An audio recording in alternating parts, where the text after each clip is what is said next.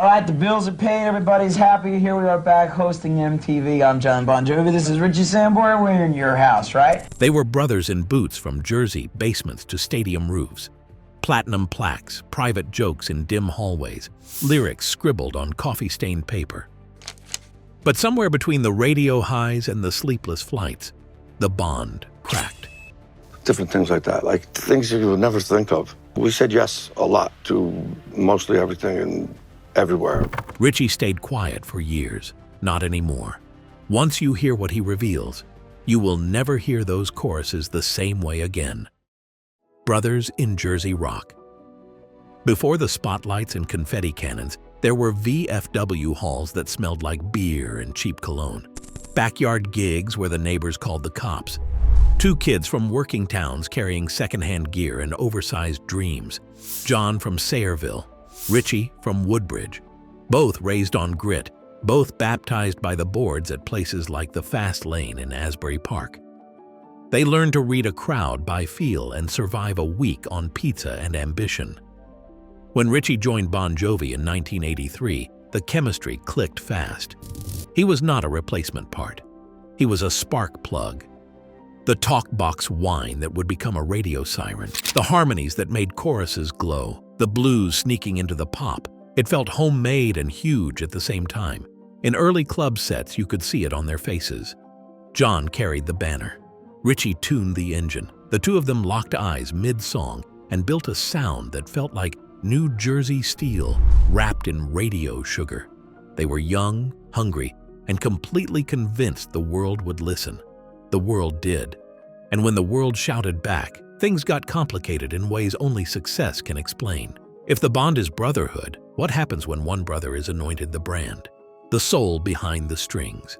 Bon Jovi's rise rode big hooks, but the songs had a pulse beneath the polish. That pulse was Richie. His tone had warmth in it. There was less chrome, more heart. He knew when to step forward and when to melt into the mix. One note could sound like a full sentence. The way he shaped the talk box on Livin' on a Prayer made a gimmick into a narrative. The way he leaned into Wanted Dead or Alive gave the riff a cowboy's backbone. I'll Be There For You landed because the guitar did not show off. It confessed. Inside the studio, Richie was more than a soloist. He was an arranger with instinct, carving space for John's radio power while keeping the songs grounded. He loved silence as much as thunder. He would hold a phrase just long enough to make you lean in, then crack it open with a bend that felt like a door swinging wide. That is why the choruses felt human even when they shook arenas. That is why the band avoided becoming pure gloss when the era begged for hairspray and speed. Critics sometimes called Bon Jovi a machine. Richie made the machine breathe. When the hook soared, his harmony gave it a hand to hold. When the lyric turned tender, his guitar carried the weight with quiet. He was the conscience inside the chorus. In a band that could have tilted into image, he kept the music honest. And yet, the brighter the brand became, the harder it was to see the fingerprints behind the shine. If a sound is a partnership, how do you measure the half you cannot see? Tensions behind the hits. Stadium years are loud from the outside and strangely quiet inside. Schedules pile up, decisions move upstairs. Branding creeps into the room where songs used to be king. John's face was the one on magazine covers. That was the market. That was the machine. Over time, that spotlight shaped more than photos. It shaped power. Richie had always been a co-writer, a shoulder in the storm, the second voice that made the first one soar. But as the band became an institution, the room changed. Ideas that once sparked instantly began to stall. Input that once carried weight began to get waved away. Not with a fight, with a shrug. That was harder to swallow. You can yell through a fight. You cannot argue with indifference. Add real life to that pressure cooker. The touring never stopped. The clock never slept. Personal storms rolled in. Addiction battles chipped the edges. Divorce cut deep. The backstage laughter was still there on good nights, but the oxygen thinned. Richie would walk into a rehearsal feeling like a partner and walk out feeling like a guest. You can be on stage every night and still feel invisible. Most bands implode loudly. This one corroded in private. Not one blow-up, not one headline, 1,000 small cuts. When a Bond phrase slowly, it can take years to admit what everyone already feels. If the audience sees unity, but the dressing room feels like a waiting room, how long before the music pays the price? The 2013 disappearance. April 2013, Calgary. A show day that should have been routine. Hours before the lights go down, the announcement drops. Richie will not perform. Personal reasons. No return date. No context. Fans hit refresh. Promoters scramble. The machine rolls on. Behind the curtain, the story was heavier. Years of relentless pace had bled into burnout. Creative decisions felt predetermined. Control had shifted. The band that once felt like a family now felt like a business with a touring calendar. Richie kept showing up until he could not. In later interviews, he would call the atmosphere toxic, not a poison that knocks you out, a slow leak that steals your breath. The hardest part was how he learned he had been replaced. Phil X had stepped in. The tour had continued. Richie found details online like a fan. That hit him like a body shot. For a guy who had shouldered the band through countless nights, disappearing without a phone call felt like an erasure. After decades of loyalty, not even a simple talk. That kind of silence says more than any interview. Out front, the show must go on. Backstage, a chapter had closed without ceremony. If you devote your life to a thing, and that thing carries on without you as if nothing happened, how do you make peace with the hallway you just walked out of? Family over fame. When the dust settled, the reason that cut through the noise was simple. His daughter, Ava, was crossing years you do not get back. Flights and photo calls do not tuck a kid in. Awards do not attend school recitals. Richie had the kind of clarity you only gain when the stakes are personal. He could play guitar forever. He would only get one chance to be a present dad. There were critics who called it unprofessional. There were fans who felt abandoned. There were others who nodded, because they had missed dinners too, missed birthdays, missed firsts. Fame gives you everything except a schedule you own. Richie chose to reclaim one. He did not frame it as a heroic act. He called it what it was: self-preservation, a course correction, a decision to stop running on a belt that never pauses. Walking away from an identity that feeds you and drains you at once is not an easy cut. It is a cut you make every day. If the choice is between legacy and a living relationship, what does success really mean? Media silence, private fallout. The public picture stayed strangely polite. No screaming headlines, no televised feuds. John kept it professional. The band moved forward. The press releases were tidy. That tidy exterior hid a mess that takes years to articulate. When Richie finally started to talk, he did not spit fire. He described distance. He described rooms that felt colder. He described a shift from band to corporation. He said he felt like a hired gun in a group he helped build. That sentence stings because it is not a rant. It is a diagnosis. Studio time had become transactional. Collaboration became consultation. He would pitch ideas and feel them pass through the room like mist. Not rejected, not embraced, just gone. John, for his part, rarely took the bait when asked. He spoke about keeping the band alive, about gratitude for the past, about the reality of the present. No slander, no open door either. That restraint protected the brand and preserved dignity. It also left fans with a silence that felt like a locked room. If closure never comes, do people invent their own conclusions or do they learn to sit with the unknown? The apology that took a decade. In 2024, Richie finally put language to the exit. He apologized to fans for vanishing. He apologized to John for ghosting. He said the silence was not a power move. It was a reaction from a guy who had hit a wall. He spoke about feeling unheard. I just happen to know him, not that that's like no big deal or anything. He admitted the decision saved his sanity. He did not try to erase the damage. He owned it. Owning it changed the temperature. Fans who felt abandoned heard a father explain a choice. Band loyalists who had defended the tour heard the other half of the story. The apology did not rewrite history. It framed it. It made the wound human instead of tabloid. He also clarified something that matters. Leaving was not about greed or spite. It was about a man who recognized a dangerous slope and stepped off before he slipped. That kind of clarity reads as betrayal when you are on the other side of it. It reads as courage when you have lived it. After a decade of questions, empathy finally had a microphone. If vulnerability shows up late, is it any less true? Graceful goodbye. John faced his own crossroads. Years of singing at a level most humans never reach had taken a toll. Surgery, rehab, quiet days. He talked about atrophied vocal cords with the kind of honesty that artists avoid when they fear losing myth. It takes humility to admit your instrument has limits. It takes strength to build around those limits without bitterness. He spoke kindly about Richie and firmly about direction. We had our run, no heat in the words, just closure. John's attention shifted to what could still be done with the voice he has now and the band as it exists. The album Forever leaned into reflection, less sprint, more stride, new music from an older place. That posture made something clear. The past is honored. It is not home. Nostalgia moves tickets. It does not move a life. John chose evolution over reunion for reunion's sake. That choice frustrates fans who crave the old chemistry.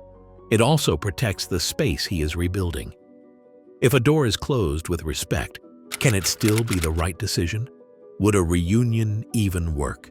The daydream writes itself, lights down, a familiar silhouette at stage left. The roar that shakes ribs, two old friends back under the same roof. But behind the fantasy are details that do not care about goosebumps. Time changes voices and hands. It changes appetites. It changes the point of the work. Richie has drawn his music toward blues and soul and honesty over flash. John has shaped the band toward an adult contemporary edge that suits where his voice lives.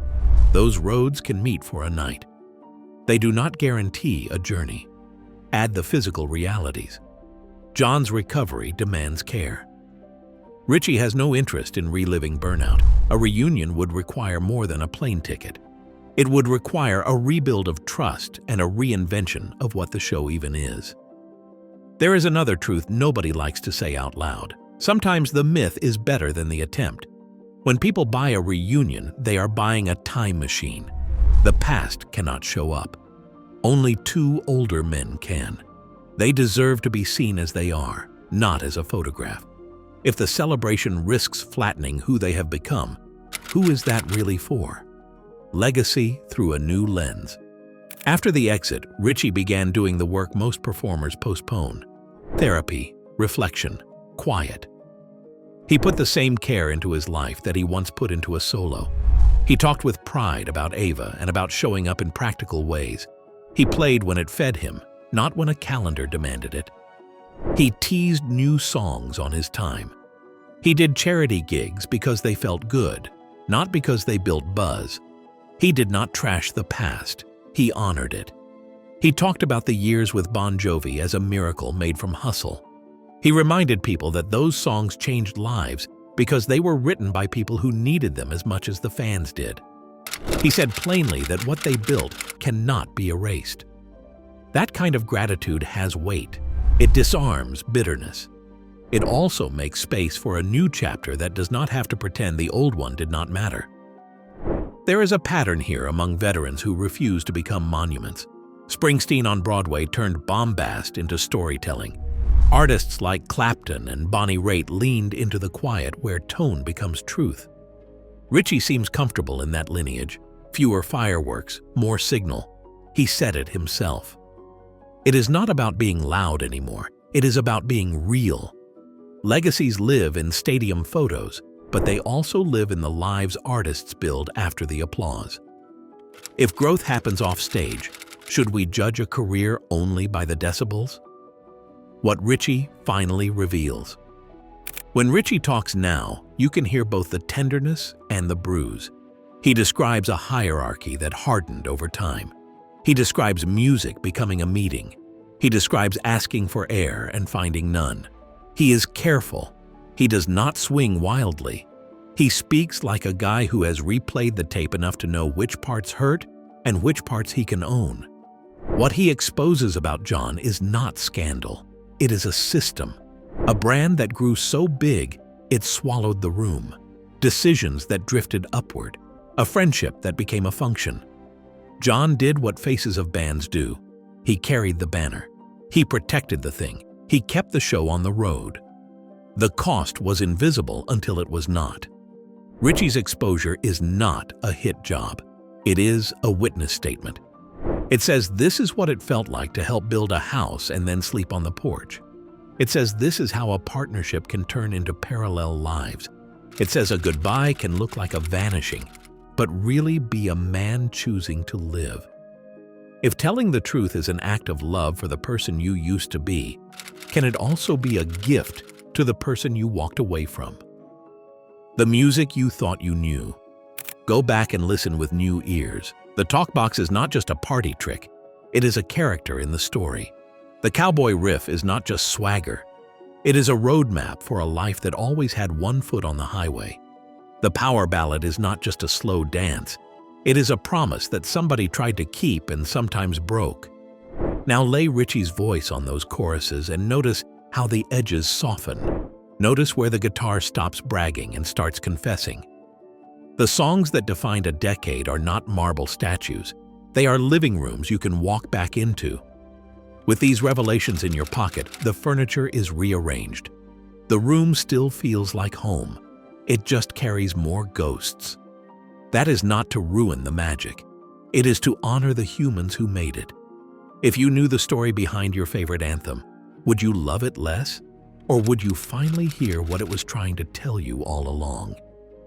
Where they stand now. John is building carefully. He writes with the voice he has. He tours with the body he has. He honors what the band means to millions while quietly acknowledging that time is undefeated. He seems content to be present instead of trying to resurrect a version of himself that belongs to a different decade. Richie is steady. He shows up for family. He makes music when it serves his life. He speaks with enough candor to close loops without opening old wounds. He is not chasing the old dragon. He is raising a flag over a smaller country and calling it peace. Growth looks different when the crowd is smaller. Sometimes it looks better. Two paths, two truths, both valid, both earned. Do they need to meet again for the story to be beautiful? Brothers in Boots built an empire from Jersey grit. One face drew the flashbulbs. One guitar gave the flash a heartbeat. Years and pressure and silence turned a partnership into a memory. At 65, Richie Sambora decided to tell the story without bitterness and without blame. He exposed the shape of a machine that outgrew the room. He exposed the cost of being the second voice in a band that needed two to sound like one. He exposed his own missteps and the reasons he could not keep dancing. Maybe the headline is not betrayal. Maybe it is boundary. Maybe the loudest thing a rock star can do is step away and become a father with both feet. Maybe the bravest thing a frontman can do is say thank you and keep walking. The hits still hit. The harmonies still climb. Only now you can hear the spaces in between. That is where the truth lives. If this story shook how you hear those songs, let us know in the comments. Tell us your first Bon Jovi memory. Tell us the Richie moment that made you stop and listen. Subscribe for more untold chapters from the world behind the curtain. And if you are ready for another one, the next video is on your screen. Click it. The music has more to say.